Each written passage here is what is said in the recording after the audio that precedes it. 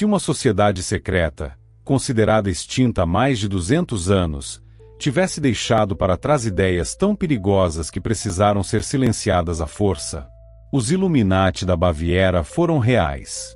Eles foram perseguidos, proibidos e oficialmente dissolvidos. Mas o seu nome atravessou séculos, tornando-se sinônimo de poder oculto, de conspiração e de controle nas sombras. Hoje, nós não vamos falar de teorias da conspiração. Vamos mergulhar nos fatos, nos documentos e na história real para decifrar o enigma que o tempo nunca conseguiu enterrar por completo. Prepare-se para entender a origem, a ascensão e a suposta queda da ordem que, para muitos, nunca deixou de existir. Estamos em 1776, na Baviera, uma região importante do Sacro Império Romano-Germânico. O mundo estava em ebulição. A Revolução Americana estava acontecendo do outro lado do oceano, e as ideias do iluminismo varriam a Europa, desafiando séculos de tradição, dogmas religiosos e poder absoluto. Nesse cenário, um jovem professor de direito canônico da Universidade de Ingolstadt, chamado Adam Weishaupt, sentia-se frustrado. Ele via o mundo ao seu redor dominado pela superstição, pela ignorância e, principalmente, pelo poder opressor da Igreja e da monarquia absolutista.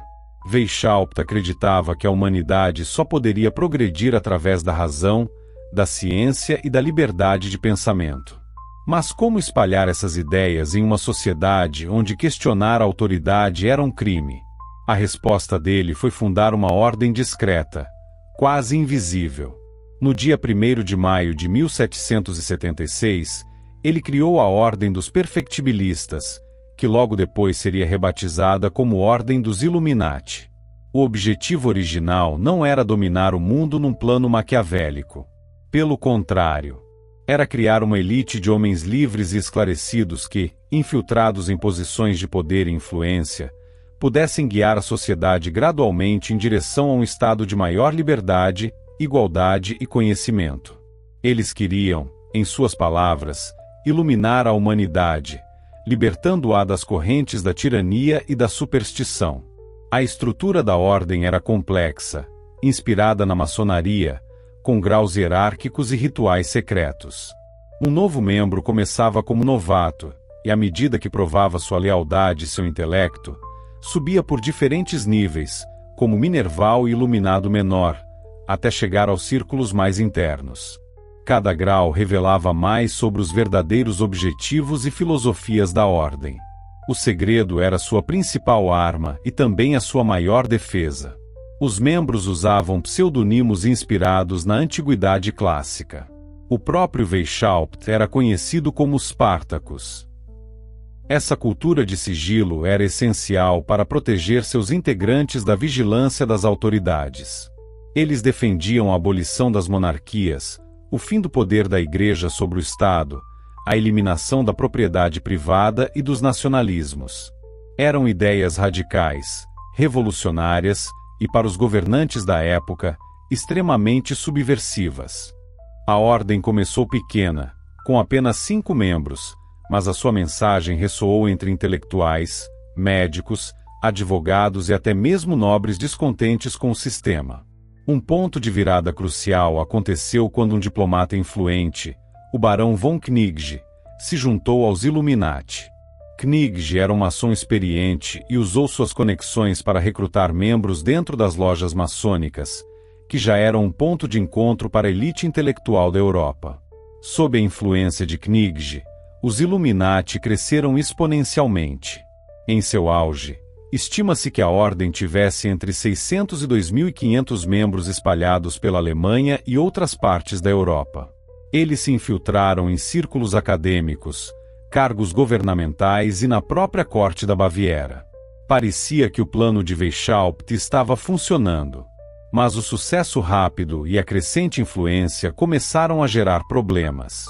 Internamente, surgiram conflitos. Weishaupt e Knigge entraram em rota de colisão sobre os rumos da ordem. Knigge queria uma abordagem mais moderada e alinhada com a maçonaria, enquanto Weishaupt mantinha seus ideais radicais e um controle autoritário. Mas o maior perigo vinha de fora. O crescimento da ordem não passou despercebido.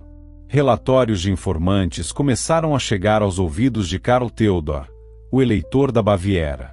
O governo, profundamente conservador e católico, passou a enxergar os Illuminati não como um grupo de filósofos inofensivos, mas como uma ameaça real e iminente à estabilidade do Estado e da Igreja. A perseguição começou de forma sistemática e implacável. Em 1784, o governo bávaro emitiu um primeiro édito proibindo todas as sociedades secretas que não tivessem autorização prévia. No ano seguinte, um segundo édito mencionou especificamente e baniu a ordem dos Illuminati. A caça às bruxas estava declarada. As autoridades começaram a invadir as casas de membros conhecidos, confiscando documentos, cartas e registros da ordem. Um dos eventos mais dramáticos foi a morte de um mensageiro dos Illuminati, Jacob Lance, que foi atingido por um raio enquanto viajava a cavalo. Em seus pertences, foram encontrados papéis detalhando planos e nomes de membros, o que forneceu ao governo provas concretas da natureza conspiratória da sociedade. Membros foram presos, interrogados e forçados a renunciar à ordem. Adam Weishaupt foi demitido de seu posto na universidade e teve que fugir da Baviera para não ser preso, encontrando exílio na cidade de Gotha. Em poucos anos, entre 1785 e 1787, a estrutura organizada dos Illuminati da Baviera foi completamente desmantelada. Oficialmente, a ordem estava extinta. O governo bávaro publicou os documentos apreendidos para expor os planos terríveis da sociedade e alertar outras nações europeias. E foi aqui que a história deu uma virada fascinante. Ao tentar destruir os Illuminati, o governo bávaro acabou por imortalizá-los. A pergunta que ficou no ar foi: uma sociedade baseada em ideias pode realmente ser destruída apenas com decretos e prisões? Após a queda oficial, o mito começou a nascer. Panfletos, livros e acusações começaram a surgir por toda a Europa, ligando os Illuminati a tudo de errado que acontecia no mundo. O evento mais significativo foi a Revolução Francesa, que explodiu em 1789, poucos anos após a dissolução da ordem. Autores conservadores, como o abade Augustin Barruel e o físico John Robison, publicaram livros argumentando que a Revolução Francesa não foi um levante popular espontâneo, mas sim o resultado de uma conspiração meticulosamente planejada pelos Illuminati, que teriam continuado suas atividades na clandestinidade. Eles argumentavam que as ideias de liberdade, igualdade e fraternidade eram, na verdade, o evangelho dos Illuminati sendo colocado em prática para derrubar a monarquia e a Igreja na França. Essa teoria, embora sem provas concretas, foi extremamente popular e ajudou a transformar o nome Illuminati de uma nota de rodapé na história da Baviera para um sinônimo universal de conspiração global. Com o tempo, a linha entre o fato histórico e o mito começou a se dissolver completamente. Os Illuminati deixaram de ser apenas a ordem de Adam Weishaupt para se tornarem um arquétipo. Eles se tornaram a mão invisível por trás das guerras, das crises econômicas, das revoluções e de todas as grandes mudanças políticas. Hoje, no século XXI, o legado dos Illuminati é mais visível na cultura pop e nas teorias da conspiração do que nos livros de história. O nome é citado em músicas de artistas como Jay-Z e Madonna, aparece em filmes e livros como Anjos e Demônios de Dan Brown. E seu suposto símbolo, o olho da providência no topo da pirâmide que está na nota de $1 americano, é apontado como prova de sua influência contínua. É importante esclarecer que esse símbolo já era usado muito antes dos Illuminati e sua presença na nota de dólar não tem ligação histórica comprovada com a ordem de Weishaupt. Mas na lógica das teorias, a falta de prova é, muitas vezes, a própria prova da eficiência do segredo. Poucos hoje sabem onde termina a história real da ordem bávara e onde começam as interpretações modernas e as fantasias. E talvez seja esse o ponto mais interessante. O que assusta as pessoas não é a existência de uma sociedade secreta que durou pouco mais de uma década, 250 anos atrás. O que realmente nos intriga e assusta é a possibilidade de que as ideias sobrevivam sem rosto, sem nome e sem controle.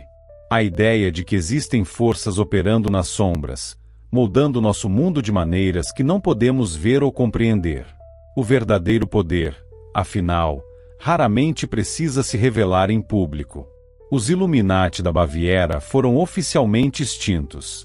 Seus membros foram dispersos e seus planos, expostos. Essa é a verdade histórica documentada.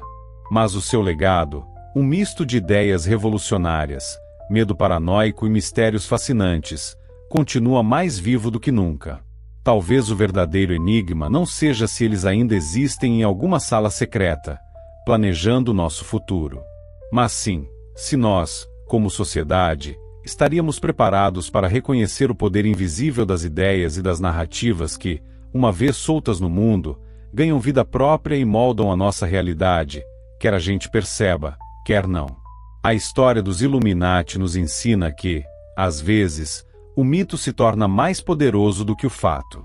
E esse poder é algo que nenhuma perseguição ou decreto jamais conseguiu destruir. Obrigado por assistir.